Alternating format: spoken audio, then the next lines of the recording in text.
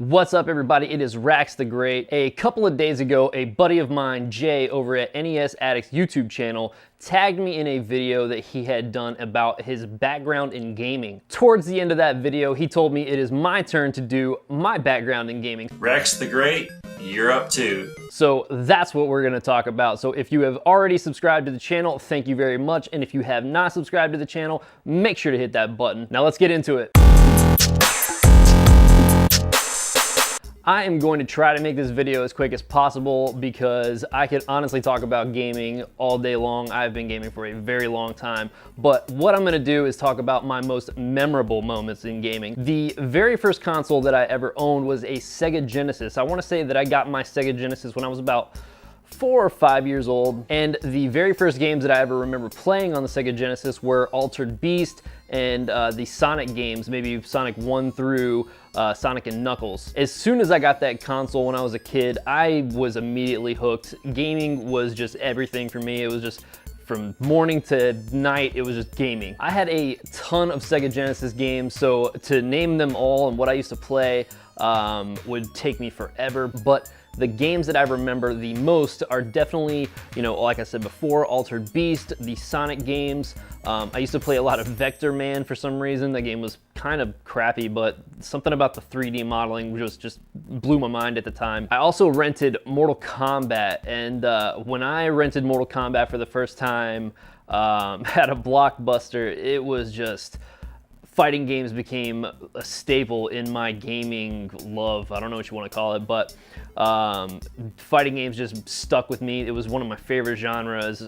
Just playing Mortal Kombat for the first time was just absolutely amazing to me. Shortly after my Sega Genesis, I ended up getting a Super Nintendo for either Christmas or my birthday. I can't really remember what, but I do remember opening my Super Nintendo at my grandmother's house in North Carolina, and I got the bundle that came with Super Mario World. And when I played Super Mario World for the first time, it was just non-stop Super Nintendo after that. I did play my Sega Genesis still, but I predominantly was on my Super Nintendo mostly. I was playing a lot of, you know, the Super Mario World, Donkey Kong Country, Aladdin for the Super Nintendo, and there was just so many games that I had on the Super Nintendo. Maximum Carnage, oh my god, I love that game. I was really big into like Disney games at the time, so I would play a lot of like Mickey's Magical Quest. Mickey Mania was a really good one. The Lion King was one of my favorite games. I still love that game. I would also find myself playing really stupid movie franchise games like The Page Master. If you've never played The Page Master, that game is actually really, really fun. There's a segment in that game where you fly on an open book through a graveyard, and it never really worked well, but at the time, just going through this 3D plane on the Super Nintendo was just really, really cool. Another fond memory that I had about the Super Nintendo was going to my grandmother's neighbor's house. They had a kid that was around my age at the time, and we would play a lot of Lethal Enforcers. He had like the blue Magnum gun that went to the Super Nintendo, and I thought that game was absolutely awesome. That's where like my light gun game love came from, and that's also where I got to play my first Game Boy. He had so many really cool Game Boy games. I never owned a Game Boy when I was that age, but a few years later I ended up getting like a Game Boy Color, which I absolutely loved. But my first experience playing Game Boy was actually at my grandmother's neighbor's house, so we would play a lot of like Mega Man on the Game Boy, and I was just, man, these are so many great memories to me. So after having a Sega Genesis and a Super Nintendo, I ended up going back in time, I guess you could say, and I ended up getting a regular Nintendo given to me. When I was given the regular Nintendo, I ended up getting a light gun, a Duck Hunt, and Super Mario 1 through 3, Rolling Thunder, which is an amazing game. If you've never played Rolling Thunder on the NES, it is one of my favorite games. I also got Donkey Kong, Donkey Kong Jr., and a game called Snake, Rattle, and Roll. Now, if you've never played Snake, Rattle, and Roll, I don't know what it was about this game, but you played as a snake that went around trying to collect these balls. And I don't really remember exact details of the game, but I need to pick that up again. and play it some more. I actually own it, but I need to actually pick it up, put it in the console, and play it again. But those games really stuck with me. I loved the NES. It took me even further down the rabbit hole, I guess you could say, when it came to gaming, and it just made it even more, you know, a staple of my everyday life. So obviously I had those consoles for quite a bit of time, up until the announcement of the PlayStation 1. Now, at the time, I was going to Blockbuster a lot, renting games to play on my Super Nintendo, Sega Genesis, and my regular Nintendo. And when I would go there, they actually ended up getting a demo unit for the Sony PlayStation. And when I would go there, you could not get me off of that Sony PlayStation demo unit. I was constantly playing, you know, the Tekken demo alongside of Crash Bandicoot, and man, I just fell in love with that console. It was just something about it. The 3D graphics just blew me away, and playing a game like Tekken was just so crazy for me at the time. So I ended up getting a PlayStation 1, and man, I had so many games on that console, I can't even begin to tell you. But some of my most memorable games on the PlayStation 1 would definitely have to be like Skull Monkeys, Crash Bandicoot 1 through Warped, the first Medal of Honor game. Man, there are so many games on the PlayStation that I could name. I'm probably missing a lot of the ones that I used to play, but we had so many PlayStation 1 games when I was growing up. It was crazy. Pandemonium, those were really funny games. You can't forget Spyro, Twisted Metal. Twisted Metal 1 and 2 were probably my favorite out of the entire series, but that is just a few of the games that I played on the PlayStation 1. I'm telling you, that console, I played it to death, man. I will definitely have to say one of my fondest memories of the PlayStation 1 was getting my first copy of Final Fantasy, which was Final Fantasy VII, and man, I was just absolutely infatuated with that game. Just the first opening cutscene, just, I don't know what it was about that game. The music, everything about that game was just so amazing to me at the time. It was just so good. But by the time that I had gotten Final Fantasy VII, I had already owned a Nintendo 64 by this time. So flashback to that. When I first got my Nintendo 64, same kind of, you know, scenario where I was, you know, constantly playing one of these consoles in the demo units. I think I was playing this one at Walmart a lot, but I ended up getting a Nintendo 64, and let me tell you, when I opened my Nintendo 64, I put that Nintendo 64 kid video to shame. If I still had the video where I opened my Nintendo 64, oh man, that kid, I probably would have gone viral myself.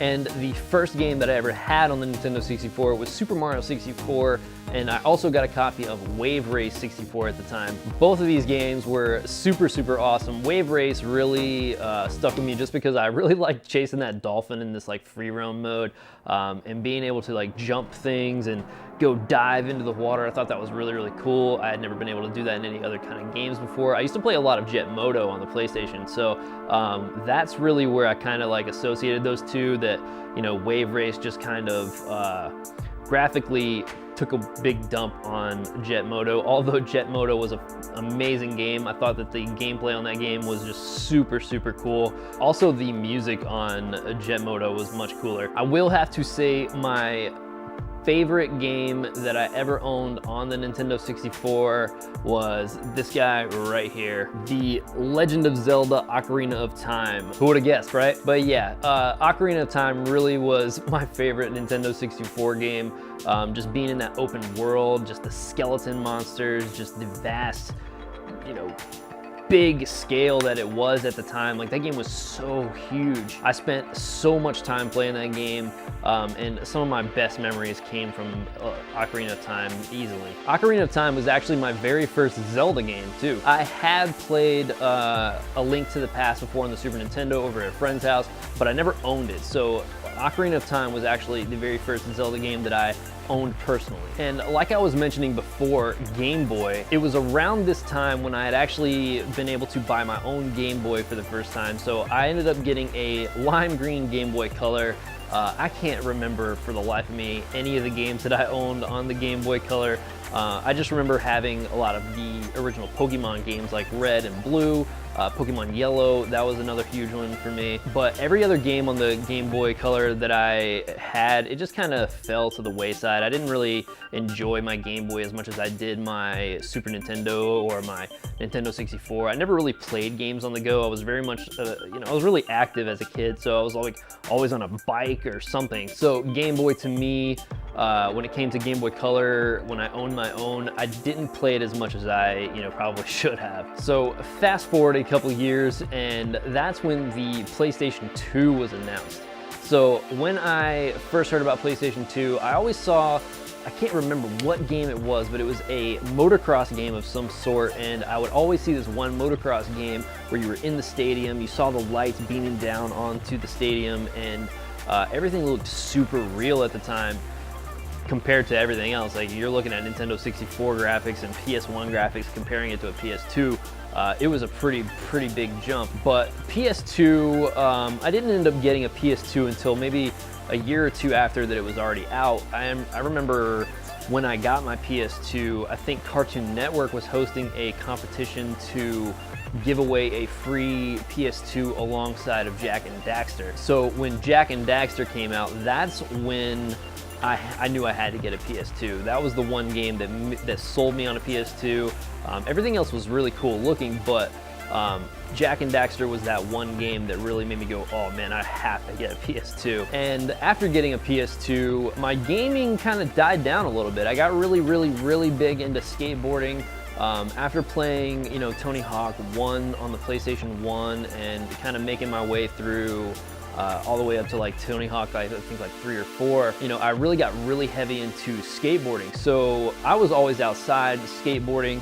I ended up getting really good with skateboarding, and funny enough, I actually have some really old footage of my skateboarding that I'm trying to get put onto a DVD or some kind of media that I can edit it and put it onto the YouTube channel, so stay tuned for that as well. But I stopped buying so many games at that time because I was buying a ton of skateboards. So PS2, I definitely remember playing a lot of the Tony Hawk games. So if it was on PS2, it was definitely like Tony Hawk 3, 4, Underground 2. Those were like my main games on the PlayStation. Also SSX Tricky, that was a big one for me. It was really a lot of extreme sports stuff and a lot of like different fighting games. Like they had like a few compilations of like Street Fighter that I would play. At the time I was really big into like, hanging out with friends and just being a lot more social at the time. So as time went on, I also ended up getting an original Xbox and a copy of Halo, because when Halo came out, everybody was just at each other's houses all the time. We were playing Halo on split screen, and it was just a blast. Something about all those like, bright greens and purples, it was super cool. That game was really awesome. And around this time, I was still really heavy into skateboarding, so not too many games that I really gravitated towards at this time. I was really still into, the action sports things, Halo, first-person shooters, like there was a James Bond game that I used to play. I think it was Agent Under Fire.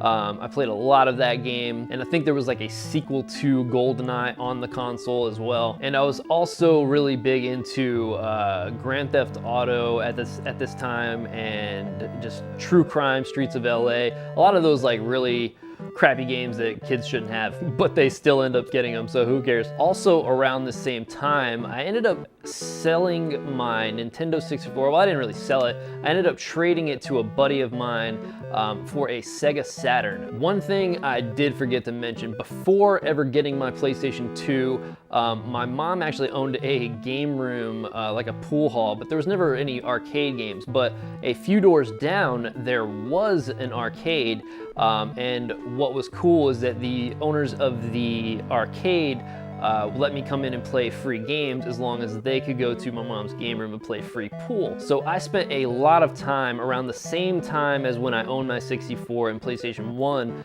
in arcades. So that's really where my love for fighting games came from. I really played a lot of arcade games. I definitely remember playing a lot of Daytona USA, Mortal Kombat 1 through 3 in the arcades, Virtua Fighter, a ton of different light gun games like Area 51, Time Cop. I actually remember when the arcade got the first Tekken 3 machine, and the amount of unlockable characters on that machine man, it was just crazy. And fighting something like Ogre at the time, there was no fighting games that had like crazy characters like that I could remember. So arcade games are definitely a big influence on my choices of gaming going into the future. But as years went on, I continued to keep skateboarding, did some crazy stuff, and I ended up getting really hurt. And around this time, I died back with the skateboarding just because my knee really took some serious damage. And that's when I ended up picking up an Xbox 360. I ended up getting the Xbox 360 because Dead Rising to me just really stuck out, and the graphics on that game were just absolutely amazing. This was also shortly after one of my favorite movies, Dawn of the Dead, came out. So being able to play something in a similar scenario where you're this guy stuck in this mall with a ton of different zombies going on, and being able to pick up so many different things, like that was one of the first games that I was able to pick up a large variety of things. Like you could pick up other things like in games like State of Emergency that I used to play back in the day, but Dead Rising was that one game that I was like, you could pick up plates, you could pick up a chair, you could pick up a bottle of wine, you could just pick up like just the most random objects and use them as weapons or health items. The scale of that game was just really cool to me too, like being able to like step on zombies' heads and like walk across the zombies. That was just really awesome. And during the 360's lifespan, obviously, I was playing those same old cliche games, Call of Duty, Halo 3. I mean, most of these games are even super current, like Street Fighter 4. Dude, there's so many 360 games, I can't even name them all that I played. I had hundreds of 360 games. Around this time, I also ended up getting a Wii and a PlayStation 3. So I pretty much have had almost all of the big major consoles as they've come out. And when it came to like the 360, the Wii, and PS3, that's when my love for gaming just like blew up. I don't know what it was, but I ended up wanting to go, revisit all the old consoles that I had. I ended up getting just some crazy amount of games. Like I've been collecting games ever since all of that. I ended up getting a job at GameStop. I started out as a senior game advisor and worked my way up to a manager, which I was a manager for a few years. And although everybody likes to take a big giant dump on GameStop, I ended up really enjoying working there up until the last couple of years. It got pretty stressful just because things started to change a lot. And after I left GameStop, I knew that I still wanted to continue to do things with gaming. So that's actually why I ended up starting this YouTube channel. And that kind of brings us to where we are now. So now I own just about everything under the sun when it comes to gaming. I don't really know of much that I don't own. I've got an original NES, I've got, Super Nintendo, Nintendo 64, Sega Dreamcast. Oh man, I didn't even talk about the Dreamcast. That was one of my favorite consoles. See, I've had so many different consoles over the years that I just can't even remember it all. But when the Sega Dreamcast came out, holy shit. Sonic Adventure just blew me away. House of the Dead 2, Power Stone. Oh my God, I love Power Stone. Crazy Taxi. There was just so many games on the Dreamcast, man. See, I told you I could go on and on for days. But to summarize my background in gaming, I've pretty much played every console that has come out. I might not have named everything that I have owned or played, but there is just so much of it. But when it comes to what I play now, I still play my NES, I still play my Nintendo 64, I still play my Sega Dreamcast, I still play every single one of these consoles almost daily. I play a lot of video games. And I probably should calm down with that, but I love video games. I don't know what I would do if I didn't have video games, honestly. Although there are many things that I love, making music, doing, video editing, things of that nature. Video games is that one thing that I truly just feel is a part of me. And I just love it. But yep, I'm gonna wrap this video up. If you guys have any questions or anything like that, definitely make sure to leave them in the comments section. I appreciate everybody who checked this video out. I don't know who to tag. Who should I tag? I am going to tag Retro Gaming Arts. It is now your turn to make a how you got into gaming video, and also my good buddy Dr. Taste Bad. If you haven't checked out either one of these guys' channels, definitely make sure to do that. These guys are awesome. But yeah, I'm gonna wrap this video up. Thank you for listening to me ramble for a little while. Make sure you guys like, share, comment, subscribe, do all that great stuff, and I'll see you guys on the next video.